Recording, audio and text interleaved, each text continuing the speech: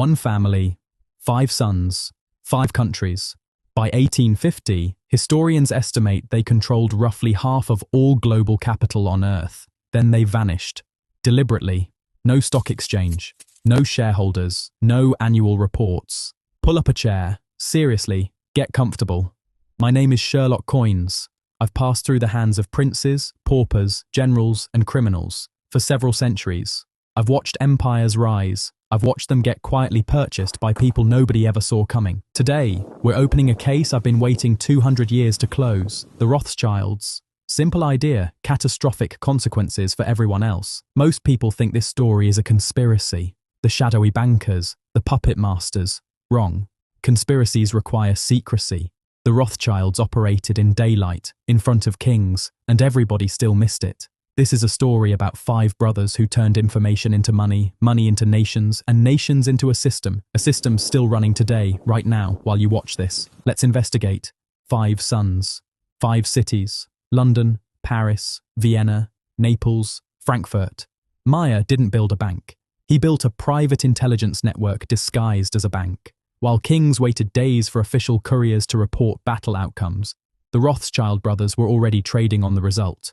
Carrier pigeons, coded letters, fast horses, private routes through war zones, the world's first encrypted financial network, built from a locked ghetto. My old friend Greed has never been more resourceful. Now. Waterloo. 1815. Because this is where most people stop paying attention. And this is precisely where Nathan Rothschild makes the move that changes everything. June. 1815. Waterloo. Napoleon versus Wellington. The fate of Europe balanced on a muddy Belgian field. Nathan Rothschild, the London brother, got the result first. Wellington won. The empire survived. Here is what Nathan did with that information. He walked to the Royal Exchange and sold. He stood at his pillar and wore the face of a man who had watched civilization end. Traders stared. Whispers spread like fever. Nathan is selling. Wellington must have lost. The market collapsed. British government bonds, consols, government debt, yes, I'll explain, hit the floor. Then Nathan's agents, scattered quietly through the crowd, bought everything. Every bond, every note, pennies on the pound. By the time official news arrived the next morning, Nathan Rothschild owned a substantial slice of the British national debt. He didn't rob the British Empire, he invoiced it. And that was just the beginning.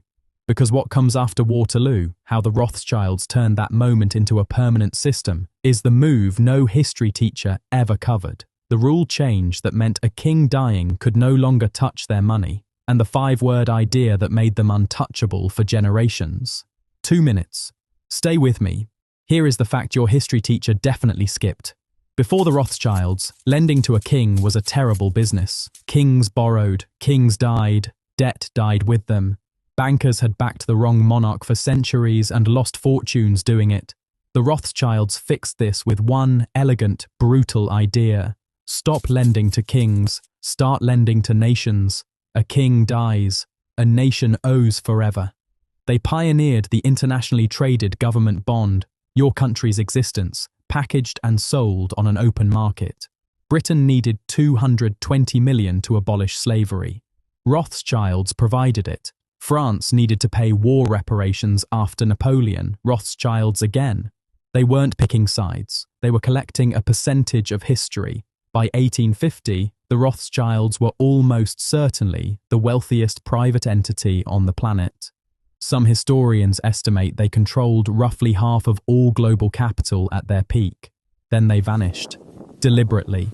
No stock exchange listing. No public shareholders. No annual reports. Private partnership.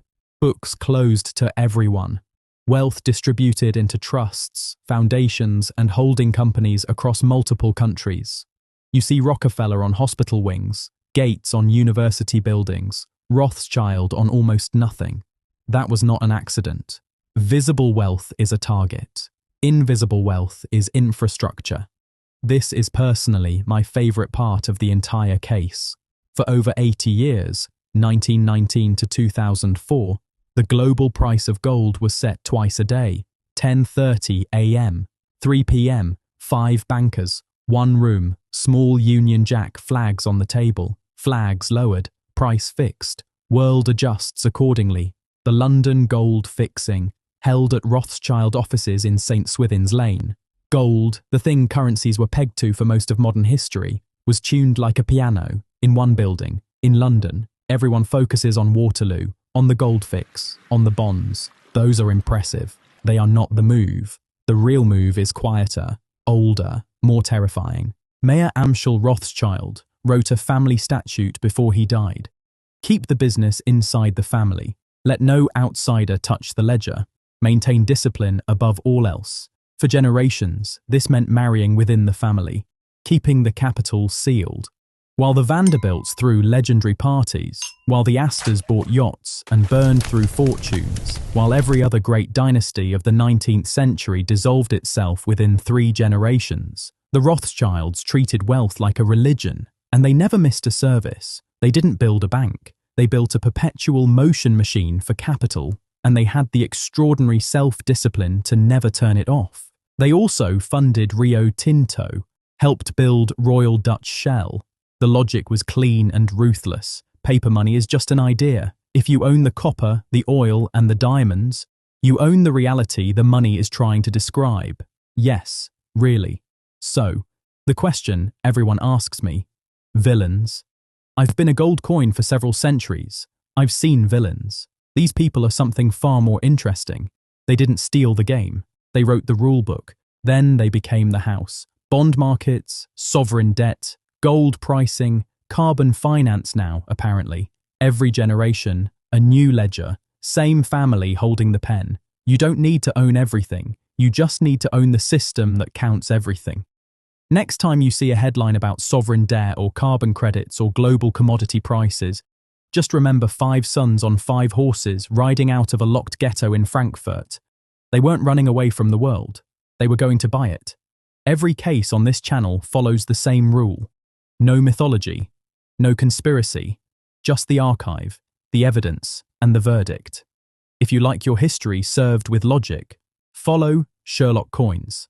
Subscribe. Next case file.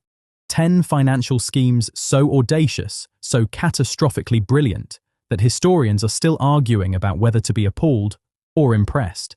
The file is already open. Case closed.